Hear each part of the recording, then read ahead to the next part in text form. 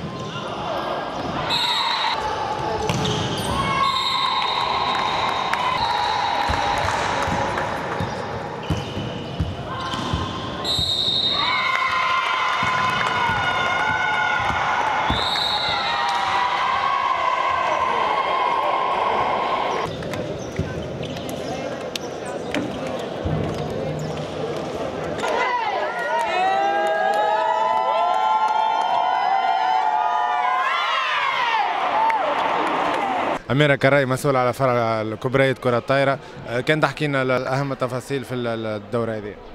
البارح صارت القرعة في النزل اللي نقيموا فيه، وجينا في بول بي، هما 4 بول، 3 بول الاولانيين فيهم 4 ايكيب، والبول الرابعة فيها 5 ايكيب، ايتون دوني فما 17 ايكيب بارتيسيبانت. دونك احنا جينا في البول بي، معنا الأهلي المصري، ومعنا ولاية بجاية الجزائر، ومعنا الكاميرون اللي لعبنا لها توا.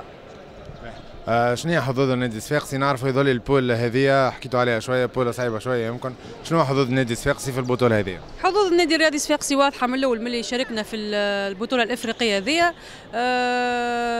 باش نكملوا للاخر ستيب باي ستيب، وحظوظنا وافره بحكم هاك تشوف انت معناتها البارتي هذه اللي تعديت، البنات تقريبا ما تعبوش الحمد لله. غدوه عندنا ايكيب لازمنا نحضروها بالكدا، زاد ايكيب الجزائر محترمه بالكدا، وان شاء الله ربي معنا ولاباس بحول الله. والله بالنسبه للمقابله هذه انا فرحان، والانتصار راهو ديما كي تدخل بطوله وتبدا بالانتصار رغم الفريق راهو ضعيف، معناتها اذا كان شنو ماهوش مقياس باش نقيسوا عليه، لكن الحمد لله 3 نقاط تعطينا حظوظ كبيره باش نتعاودوا الدور الثاني. والمقابله نتاع الاهلي المصري غدوه ان شاء الله ننتصروا عليه ونلعبوا ساده على صداره المجموعه، ويقعد لنا ان شاء الله الفريق الجزائري. لكن اليوم المردود نتاع اللاعبات الحق مرضي وفوق المرضي، يعني رغم نقولوا احنا المنافس ضعيف، لكن ما عطيناش فرصه باش يدخل في اللعبه ولا نقصنا الغلط، لعبوا بتركيز كبير. ان شاء الله هذه نواصلوا به للمقابلات اللي مازالوا، وان شاء الله نعملوا علاش حظوظنا حسب المستوى هذايا، ونشوفوا احنا تولي بول الاخرين حظوظنا وافره، يعني الفتيات نتاعنا عندهم الامكانيات الفنيه، وان شاء الله نلعبوا بالتركيز هذايا وربي معنا ان شاء الله.